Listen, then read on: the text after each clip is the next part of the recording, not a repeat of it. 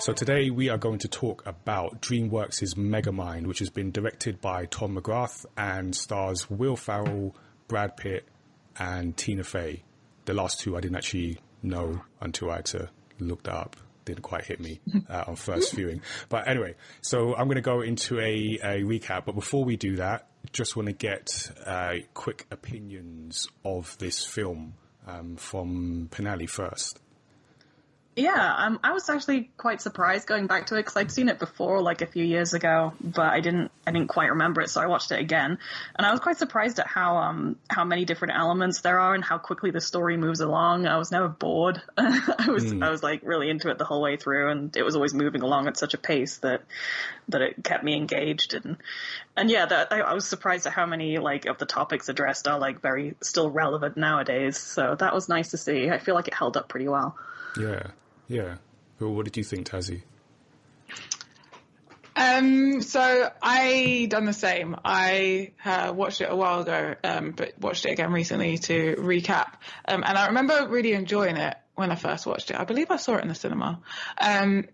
But watching it again, I'm like, oh yeah, I feel like I like it even more now because we've spent so long talking about the Joker on this podcast. Yeah, we have. And so things that I've sort of said about the Joker and not sided with the Joker are very relevant here, but I side with Megamind. Wait, things you've not sided with with the Joker, you have with Megamind? So, like, I've brought up a lot with the Joker, like, about, especially with Joaquin Phoenix's Joker, how you feel for the Joker. But it kind of like stops, you know? It's like, I see where everything you're doing is coming from, but I don't agree with what you're doing. Whereas with Megamind, it's like, I see where everything's coming from, and you've grown and learnt from things that have happened to you. Yes. Do you know what I mean? So Megamind took the path of good in the end, like, and chose that. They had that opportunity and they chose that.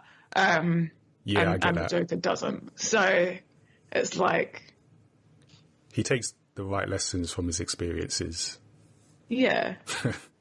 Even if it takes him a while, and I'm sure we'll go into it more, but kind of like has that stage where it's like gets one lesson, and then from that one lesson, maybe doesn't take on the whole thing, but slowly builds on it and takes on a little bit at a time. Yeah. And then there's like one thing I don't like about it, but I'll go into it in more detail. Okay. But in general, like the way the story flows, I agree with Pinali in that it keeps going, and it kind of plays on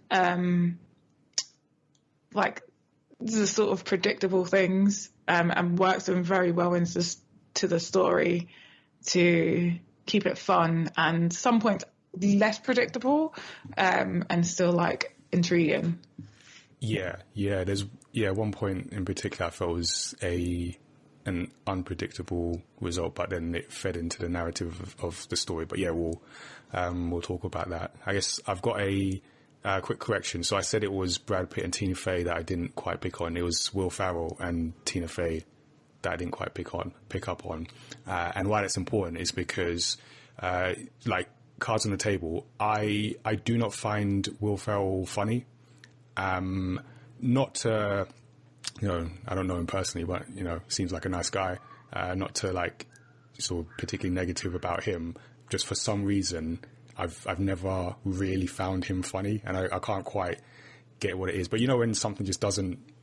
Humor is subjective. So I'm quite there with you. There's a lot that I don't find funny, or a lot of films that he's in that his comedy part of it is not what I find funny. Yeah. Or it only adds a small amount to the comedy.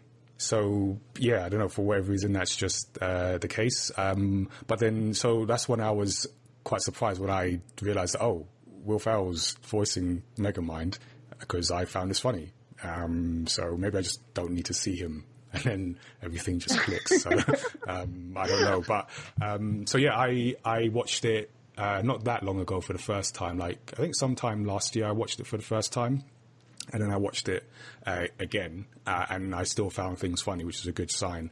And I kind of picked up a few themes on this second viewing that we'll go into. So yeah, I thought it was a cause, again, also nice to watch something animation wise that wasn't Disney. Always good to see what other people are doing, I guess, kind of step out of the Disney bubble that I think we've spoken about on this podcast before. I think every time we do a non-Disney one, I'm like, oh yeah, we should do this more often. yeah. So we'll make effort. I mean, if Disney can stop buying up everything, we can get a few more of these episodes in before they do. I enjoyed it. I always feel like the thing about animation, because typically it's pitched at a younger audience, and it's always interesting to see how they get sort of larger themes into sort of simpler narrative. So I'm always interested in how they can do that. Just sort of personally interested, and also as someone that makes all ages material, just how you do that. But yeah, we'll kind of get into it. But yeah, let me go into a recap of the story. So it's a story that starts with two alien orphans being sent to Earth from their dying planets. But while one baby is raised by an affluent, if slightly inattentive parents, the other baby lands in prison, where he grows up to be a super intelligent but neglected outcast. Megamind becomes a supervillain to rival Metro Man, the celebrity defender of Metro City, though his plans are usually always thwarted. For his latest scheme, Megamind kidnaps news reporter Roxanne Ritchie and lures Metro Man into a fake copper-lined observatory. Metro Man reveals copper to be his weakness, seemingly allowing Megamind to kill him with his death ray. Initially thrilled, Megamind takes over the city but finds that life has no meaning without a superhero to challenge him. A sullen Megamind prepares to destroy the Metro Man Museum, but sees Roxanne and disguises himself as the museum curator, Bernard. Roxanne inadvertently inspires Megamind, as Bernard, to create a new superhero to fight, which he does using a serum of Metro Man's DNA. However, the serum is accidentally injected into Hal Stewart, Roxanne's dim-witted cameraman. Hal is easily coerced, and using a hologram disguise Space Dad, Megamind trains Hal to become the superhero Titan. Meanwhile, Megamind continues to see Roxanne using the Bernard disguise. Thinking Hal is ready, Megamind sets a date for the two to fight, but before they do, Hal discovers Roxanne has no feelings for him as she prepares for a date with Bernard. Megamind's disguise falters on the date, and Roxanne leaves him, causes Megamind to leave his invisible car and diffuser gun behind. Megamind later angers Hal into fighting him by revealing the manipulations and ends up fighting for his life. He tries trapping Hal in a ball of copper, but it doesn't work. Confused, he finds Roxanne and asks her to take him to Metro Man's secret lair in search of another weakness. At the lair, they find Metro Man still alive, having faked his death. Metro Man refuses to help, but reminds Mega Man that a hero will always emerge to challenge evil. Hal calls on Megamind to fight and threatens Roxanne.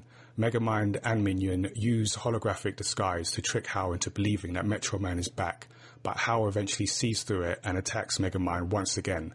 During the fight, Megamind finds his invisible car and recovers the diffuser gun. He shoots Hal with it, reverting him to regular human form. Hal is arrested for his crimes, while Megamind is celebrated as a hero by the city and Roxanne. The end. So I think, Tazziii, you picked up on this, like you mentioned this earlier, about the idea of like the story from the villain's perspective, which you don't usually get. So I thought it's interesting to see, like, first of all, in I was going to say kids film, but let's just say kids film, in a film aimed at a younger audience, a story where the villain is the hero, or at least the protagonist becomes the hero. What did you guys think of that? I actually wanted to say, I guess something that immediately comes to mind for me is that Despicable Me is another kind of movie that came out it came out the same year actually, which is kind of interesting to me. Yeah, like there were two animated films that were about villains, with the villain as the protagonist, that were both in the same year. So I found that kind of interesting. Yeah, that happens a lot with film animations, like where same types, like different studios will bring out the same type of film. Maybe like maybe we should do Despicable Me. Yeah, and compare. Yeah, I love it. I think showing behind the villain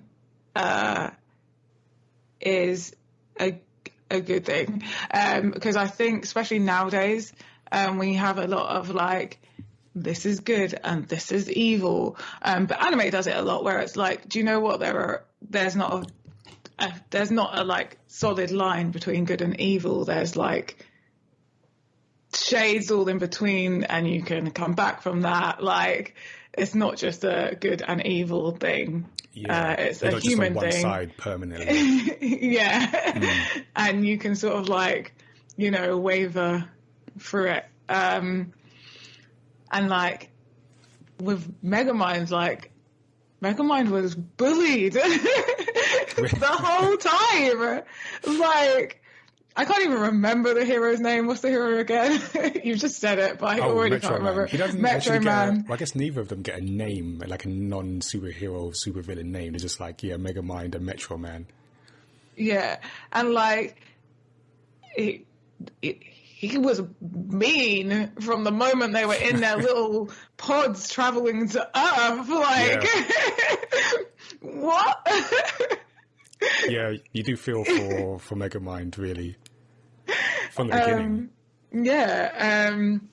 So, and I think it's great, especially in a kids' film, to have this, because it's kind of like giving them the idea, like, of forgiveness and understanding and compassion, and to have those things in your mind, like, why is this person like this? Am I doing anything that's causing, like, that could sort of trigger a negative reaction in them and a negative growth in them? So yeah, I get that. That's a good. Yeah, I think that's a good thing, like you say in the kid films, to get that perspective there, that someone can come from being in this position, being the villain, quote unquote, the villain, but still make the right choices in the end. And I guess from a storytelling perspective, it's always good to see the motivations behind the bad guy. So, and like comic book films and sometimes films that are aimed at kids will simplify this too much, and they'll just have like a villain who's just bad for bad's sake. They just do bad things because that's their role in the story, or that's, how you make an interesting fight scene or whatever it might be. Whereas you've got a situation here where, you should always, like, I feel in a good story, like, regardless of the final outcome of your villain, you should always be able to empathize with the villain, as in at least understand why they are doing the things that they're doing. And this kind of, by switching the protagonist to be the villain, they've taken that to a new level, because they show you kind of like pretty much from his birth, or what does he say? Like, I was only 8 days old. So you pick it up from 8 days, and you see like his life, and you understand his actions like all the way through. And that's really good from a storytelling perspective. I like to, when I do workshops, and I get to the part where I explain to the kids, like, the protagonist and an antagonist, and just I like to throw in the question of, does your protagonist have to be good? And most of the time, it's like they'll get it, and then Megamind always comes up as an example of a good example of a like protagonist that is not a good person in the context of the film. So I like that they've done that, and I think in this situation they have taken it a step further, because you not only empathize with Megamind, but I feel you sympathize with him as well. And I kind of get that from you, Tazziii, that you you understand him and you feel sorry for him in some cases, like the way he's treated. Yeah, definitely. Because there's like a point, I think, where he goes to, and I love how he says school, when he goes to school. And like he sees Metro Man want make the popcorn or something, so he tries to like copy him, and then his experiment goes wrong and he gets punished for that, which is like irked me. I was like, a child should never get punished for trying. Yeah, I mean, I think that's like part of what the movie is saying about, like, you know, at the end of the movie they even say like, oh, he's not used to positive reinforcement or whatever, and it's like so it's kind of showing how, like, you know, if all you ever do is punish a child and call them bad, then why should you be shocked when they decide that, okay, I guess I'm bad? Yeah, exactly. And they really heavily play on that narrative that, you know, like at the beginning he was never actually doing anything that was bad. He just happened to grow up in a prison. And like he was trying to just be a kid and fit in. Like he was just trying to like get some praise from his peers and his teacher, and he was like punished for that. So then he was like, oh, I know, the one thing I am good at is being bad. So so he embraces it. He actually like decides I am the villain because of the way I'm being treated. So, I guess it's like how kids, you know, sometimes if they realize that they'll get attention for acting out, then they start acting out. Yeah. And I like how they just lay it all out at the beginning. Like, no messing about. Like, no, they just put it right out there. Yeah. It's like, this has happened, this has happened, this has happened, this has happened, this has happened. And then it's snappy. It really gets through it. And it's kind of like listed out, but not in a listy way. And there are quite a lot of good montages in the movie where they just like show you a bunch of things happening. It's like this, but it doesn't feel like, you know, tedious or anything. Yeah, because it is exposition. It is like telling you stuff, but it does it in a good way. Like you say, it doesn't feel boring or anything. Well, it shows you it instead of telling. It's more like showing you it in sequence. It shows you, and you kind of like you're along for the ride. So you're I guess you're learning, and you're with Megamind as he's growing up and responding to those things. It is like I was just thinking like the idea of him accepting the villain role. It's interesting. I'm just thinking back to like when we talked about Zootopia. There were some quite like deep themes in that, some quite deep ones here as well, because just as you're as you're talking, I'm thinking back to like certain situations where I've been in workshops, and you know, I've mentioned some workshops in podcast episodes in the past. I don't usually talk about the bad ones, and there have been a few. And sometimes you are in a session with like kids who, for whatever reason, they're not interested, they're not engaged with this or with school or whatever. And obviously there's always like a reason behind it, but you see, or at least I see this in the real world where kids who they have that negative reinforcement and they get to a point where they've just accepted, this is what I do. I'm just like, exactly. Yeah, and it's quite sad in that sense. And yeah, they outlined it in a obviously a abstracted way here, but they've like outlined that process. I also so when I was watching this, I can't help but think like, is Megamind dyslexic? Because he does mispronounce. There's a lot of words that he pronounces them how he thinks they're supposed to be spelt, and he's really smart. Even though he grew up in a prison and got taught by prisoners, he's really, really smart. So someone like that smart, you feel like that's a good point. Yeah, and because he repeatedly mispronounces things, even though he's been told, and someone that's that intelligent would easily be able to correct themselves. Unless their brain is remembering it and, you know, this is how it's spelled, and then it just automatically... Yeah.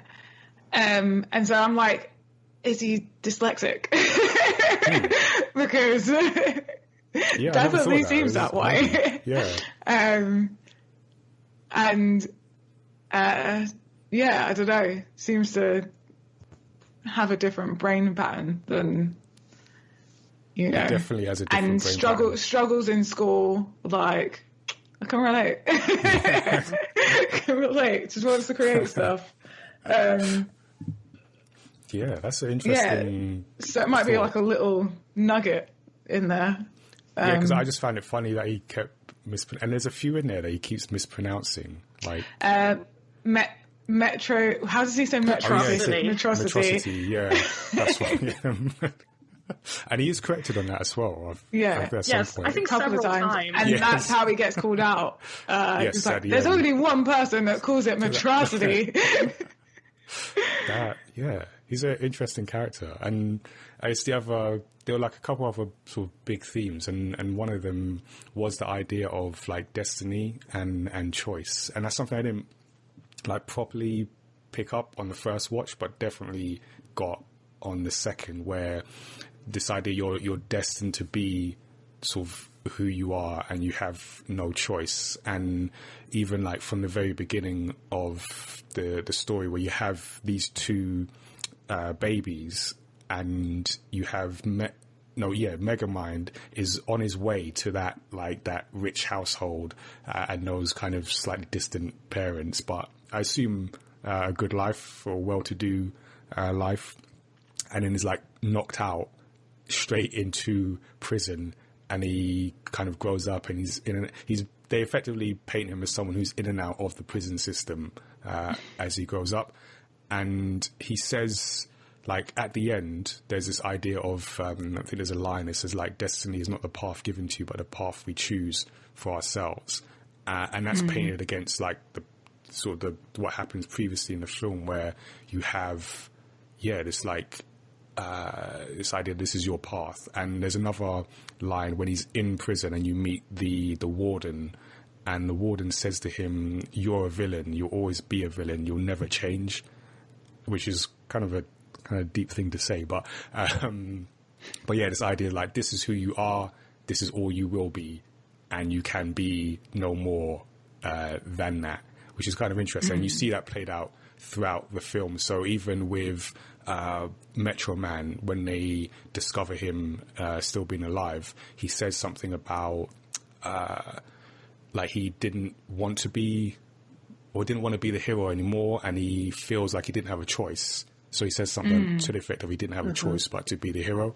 And then to a sort of lesser extent, you've got like the character Hal, who just feels like he's destined to be with Roxanne for that. So you've got a lot of that in the film. Yeah. And then like the play on they kind of like display the strength of willpower in that way as well, because it's like everything is pitted against Megamind, but even as the villain, everything's pitted against Megamind, like just continuously loses. And then in that scene in Metro Man's secret hideout, he or was it then? Actually, I think I might go. But someone comments on the fact that Megamind never gives up. So why is he giving up now? Oh, I think Roxanne says that to him. She says, like, that's one of your best qualities, that you keep trying or you never give up or something like that. Yeah, that's a good point, actually, yeah. So it's like, even though, like, all the odds are stacked against you and, it feels like destiny, your destiny is set in stone, you can always like carve that stone out just with willpower. Yeah. I also feel like the whole sort of nature versus nurture thing is like, it's a very like real message, because I think a lot of people can relate to it, you know what I mean? Like your parents might like be like, okay, we're signing you up for whatever classes, you're gonna do this, and you don't have a choice, even though it might not be like what you're into. And then there's of course like the even more real like comparison of, you might be born in poverty, or you might be born really well off, and what does that do about your development? Definitely, yeah. Definitely. And like with Megamind, because he's in prison, and even though to be fair, he does get attention and affection, or at least what they show from the prisoners. He's just taught all the wrong lessons, and then like that kind of negative reinforcement continues in Shul or school. So yeah, it's that idea of how much of your life is determined by, I guess, essentially the circumstances you grew up in.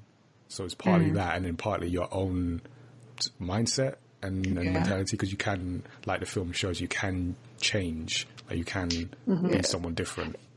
It's also a comment on like how much your environment does affect you, because it's not until he's taken out of all those negative environments and he's kind of just like living in his own space, his own rules, that he's then able to make that change.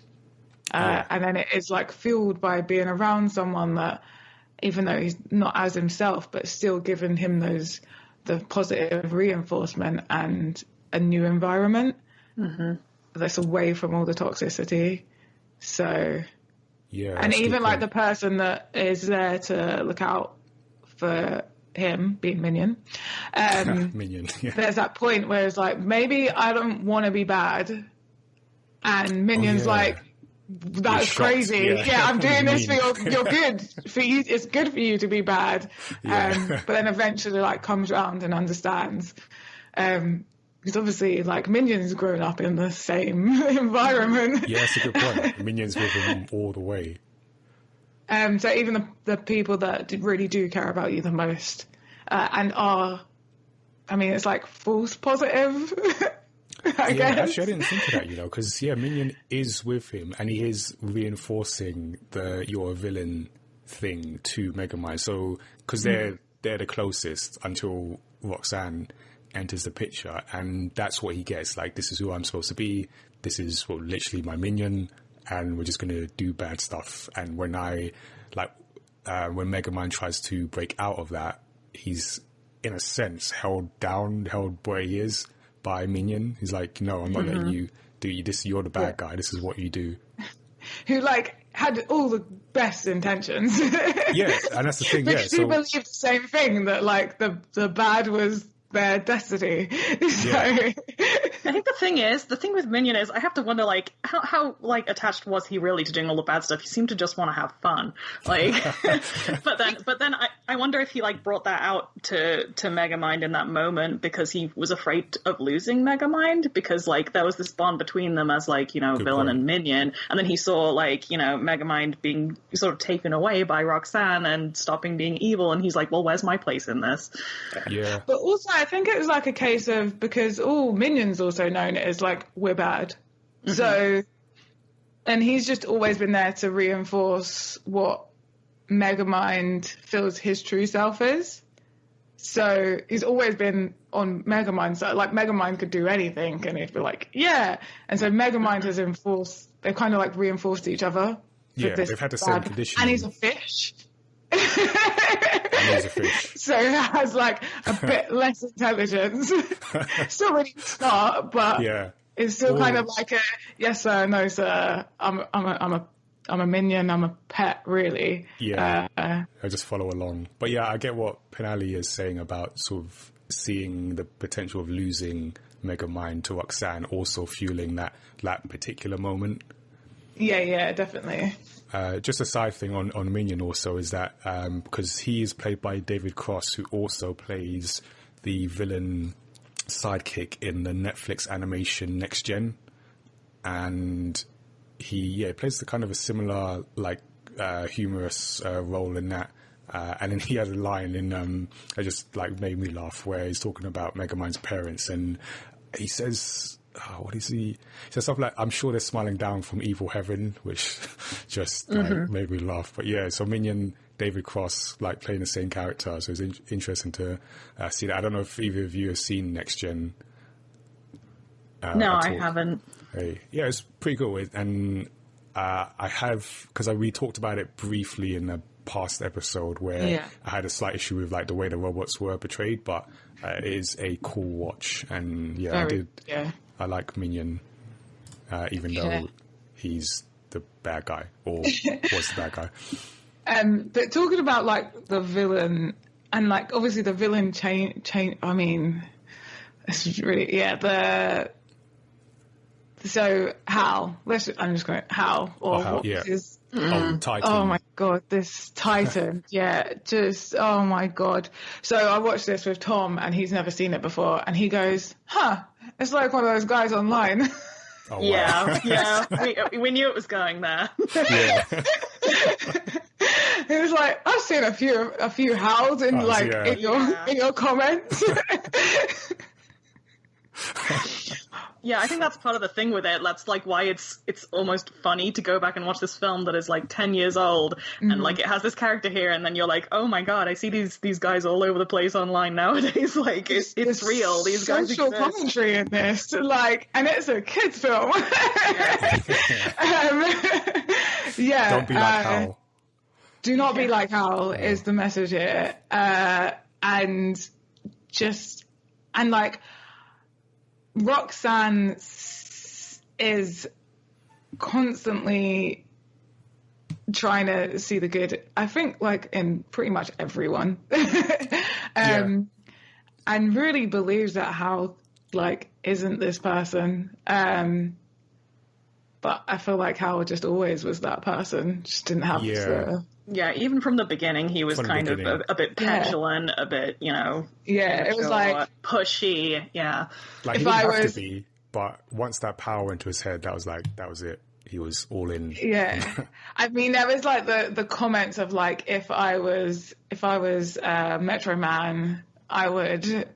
What was it? He says, if I was Metro Man, then I'd be watching you like a hawk, and And I was like, oh my God, creep alert. And then he does it later. He watches her with his and he's like, I've got my eye on her right now. I was like, oh, creep. Oh God. It made me like look around my house. Like, I was like, Yeah, I mean, I didn't pick that up on at first, but he foreshadows that. It's like, I'll be watching you like a hawk, and then I'm literally watching you like a hawk.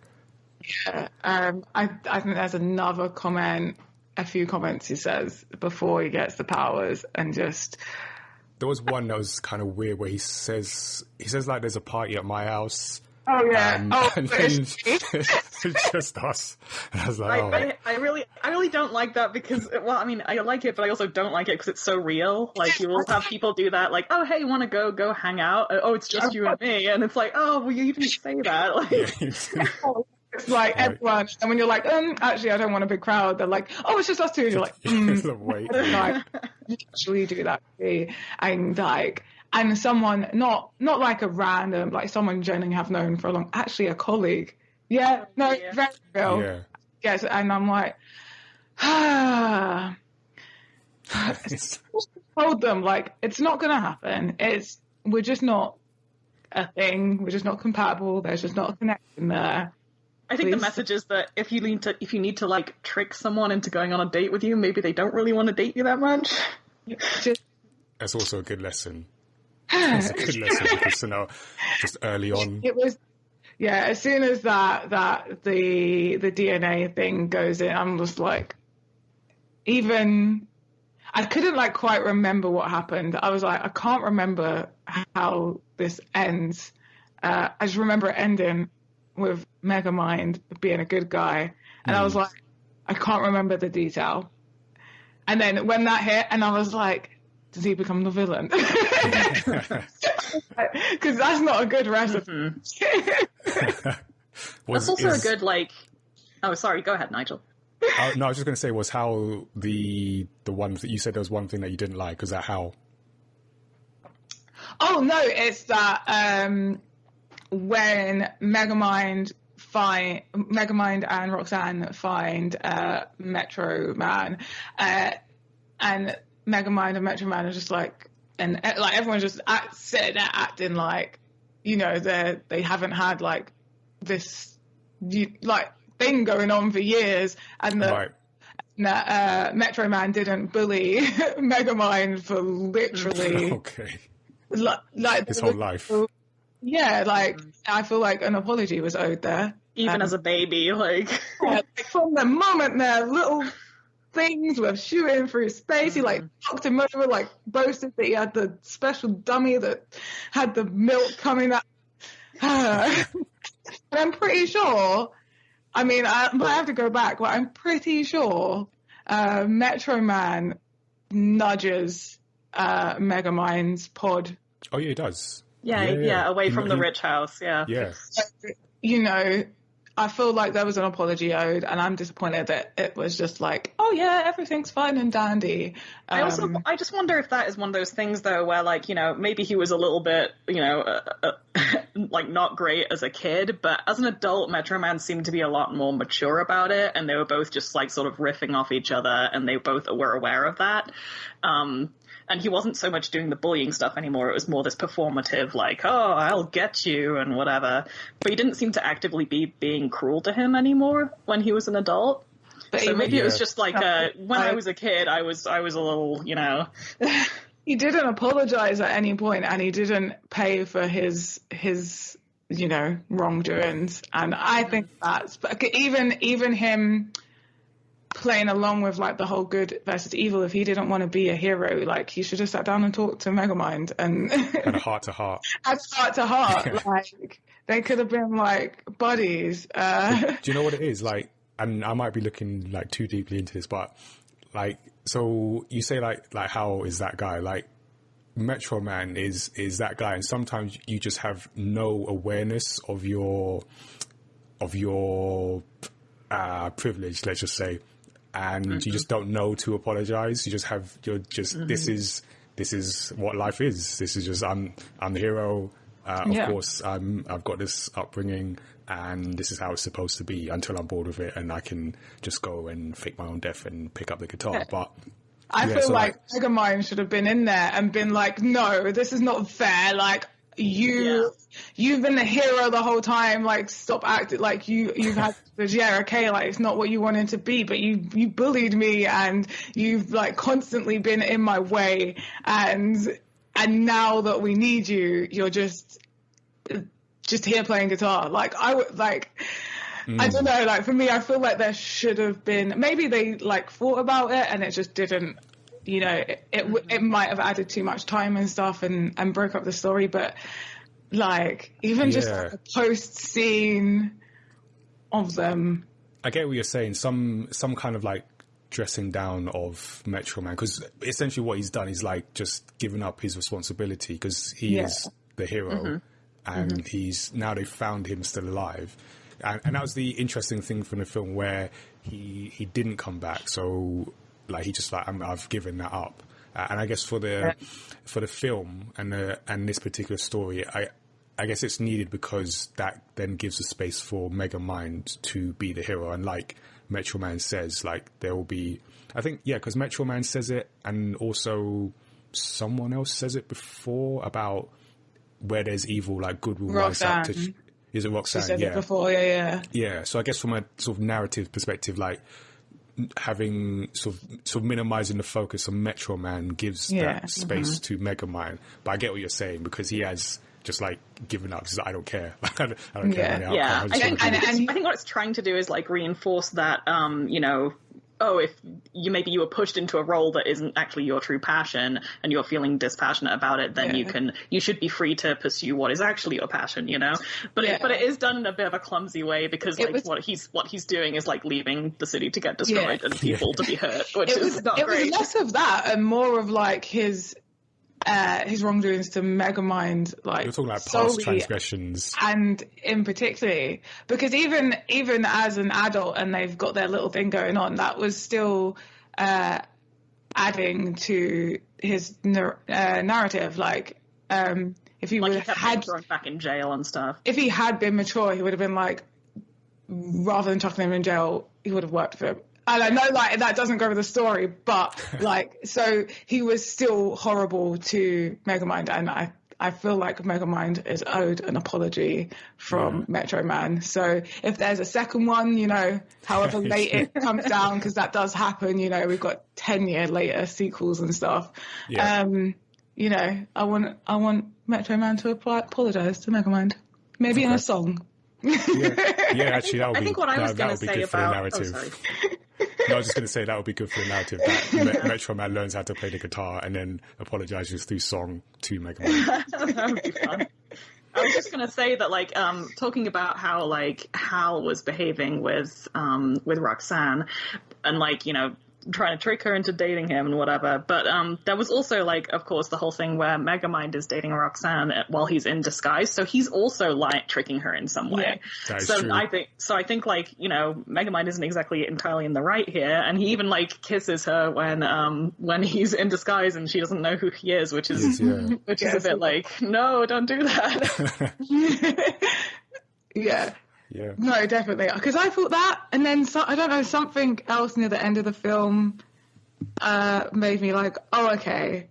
I think this as well is a bit of a comment on, like, Roxanne, Megamind was, even though he was disguised as someone else, he was being like his true self in front of her. Yeah, I think he was being genuine. So he went about the wrong way, and we know he's had a really bad upbringing, and he doesn't know how to socialize very well. But he learned, and I think that's important. And but yeah, like, Roxanne wasn't exactly perfect. I think even how she spoke to Hal, she could have shut that down a bit better. She could have communicated better with him, and kind of always left Hal on a little bit of a string. Mm-hmm. Yeah. Like, I think that's part of like how people are raised, though, especially like women are raised to sort of be like, don't hurt his feelings, let him down gently, you know. Yeah, too gently. One of the other. She was a bit condescending to Megamind, like when he was kidnapping her, and obviously this has happened a few times, and she's like, oh, you know, been there, done that. Yeah, that's a good point. And, you know, but we get there in the end. Everyone sort of learns. People learn. Mm-hmm. Yeah, exactly how. But, don't be how. One of the other things that hit me in particular is the theme of, like, what happens when you achieve your goal. Because in the story, you have this goal, or at least the performative goal of defeating Metro Man, and then when Megamind does, he basically doesn't know what to do with himself. No one knows what to do, but most of all, Megamind. And you have that in, I was thinking about One Punch Man, which the whole premise is this guy who has essentially achieved his goal of becoming the most powerful fighter, and he's now bored, which makes that show just like funny. But the same thing happens here. Like, you have Megamind, who's initially like happy and great, I'm king now, but then he realizes actually you need a foil, you need someone to challenge you, and just made me think about, like, in entrepreneurship you have this thing that I'm constantly, especially now during these times, having to remind myself that it's about the journey and the progression, and not necessarily the end goal that you think you're trying to achieve.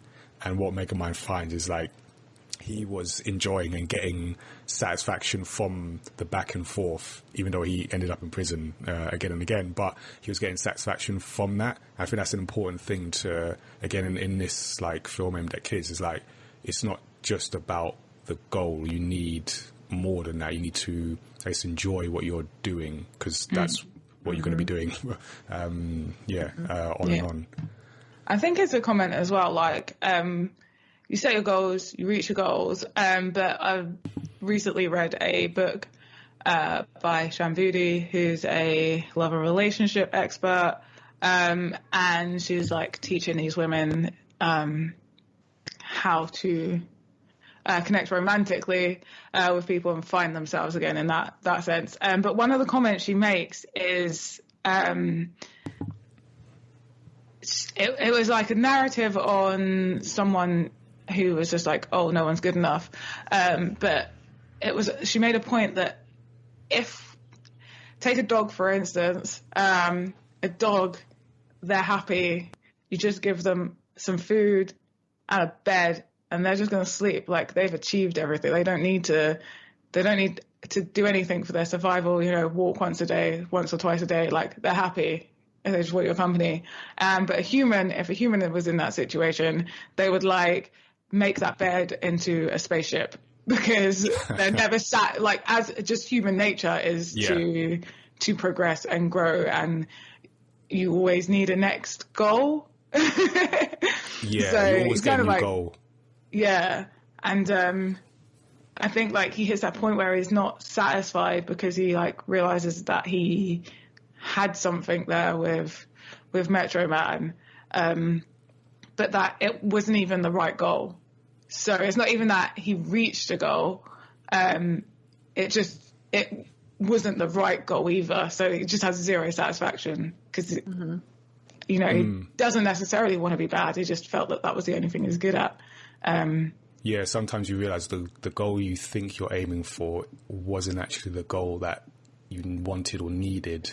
It wasn't even on the path. Like, like some goals you hit and you're like, yes, I hit that goal, I've achieved it, and I'm happy, and it goes in a nice little box of like achievements, and then you're like happy to move on. But with that one, you couldn't even be happy to like find another goal because that goal in itself was not the achievement. There was no achievement unlocked there. Yeah. Not at all. You just went on some next side quest. I think it might also be sort of a commentary on like not defining yourself entirely by one thing. Because then when he loses that thing, when he loses the I'm the villain who fights Metro Man, that part of his identity like is gone. He just complete existential crisis. Yeah, so like it's probably like this sort of warning message about don't define yourself by one thing, because then if you lose that part, you're gonna like collapse. Yeah. And he doesn't, other than Minion, he doesn't even have any friends or anything. Yeah. Like, even I think there's one point where he says, when he's sort of given up on everything, and he's like, I'm going to go home now, and home is the prison.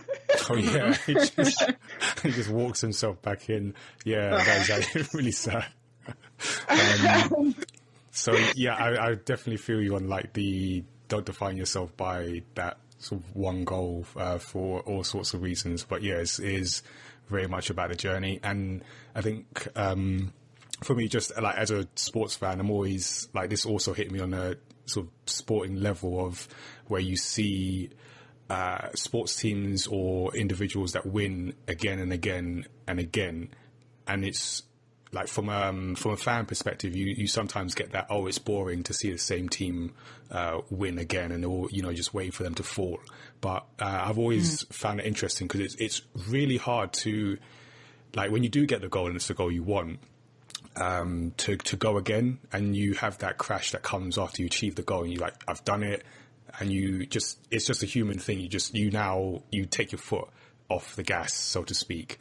But when you see like teams or people that win again and again, it's a remarkable thing because it's so hard to do like more than once, and you see a lot of people that do achieve the goal and then go away. But then you see those great teams or great sporting personalities that win, and they come back and they win again and they win again. I'm actually just watching the Michael Jordan documentary, The Last Dance, and you see a lot of that in there, where like this guy won 3 championships back to back, played a different sport, came back, won another 3. And that hasn't been done before, or hasn't been done since, and that. So yeah, it's just like a interesting thing there as well. I think it's a bit of commentary on currently, like a lot of people are stuck at home, a lot of people are on furlough and able to work, and I've seen a lot of people bored, which I don't understand the concept of, because I've never experienced like constant boredom. Okay, maybe a point where I'm like, I'm tired and I can't do anything, everything costs too much energy and I don't have it, so I'm bored. But not like the boredom that everyone's at, because everyone's working. And I thought the point of working was so that you could like live and do the thing. I suppose a lot of people are stuck at home, so can't do things that they want. But still, like, there's other things that I know. People have always been like, oh, I want to learn a language, I want to learn an instrument, I want to learn how to do this and that. And now they're bored, but they're not, because they're defined by their job. So even though now they've got an opportunity to do whatever random thing, that's a good point, actually. They're so defined by getting up and doing that job that suddenly this void of not doing that, even though it gives them a chance to do other things, it's like hard because that's their role, and it's hard to like learn a new thing when you feel so defined by what you're doing. Other thing. I think it's like a commentary on sort of society, that because like, you know, how the current, you know, society is set up where everyone has a job, everyone does a 9 to 5, and then after that you're usually exhausted and you don't have time for hobbies or anything like that. And it's like, it's kind of sad. Like, why do people have to live this way? I think that people should have enough spare time and energy to, you know, setting your own goals. That's a thing. Like being able to set your own goals and follow through on them. Yeah, definitely. Okay. And I think just to, I guess, round off this part of the conversation, just that's a good thing to keep in mind in terms of, while this is there's a lot of bad in this situation, and, you know, fully acknowledge sort of the negative side of it. I guess for those that are able to, there is, you know, a case to argue that we've been given this opportunity to sort of take a step back and think about, like, you know, who am I? What do I like doing? What can I do in a situation? And when we do get back to some kind of normal, like to maybe look at sort of reprioritizing goals and going for something different. So let us know what you think. We always seem to, I feel like the animation discussions go surprisingly deep, but let us know what you think about Megamind or life in general. Existential crisis, if you're having one. We probably can't help you, but, you know, just let us know anyway. All right, so we're now going to go into a bit of a storytelling tip in the context of Megamind.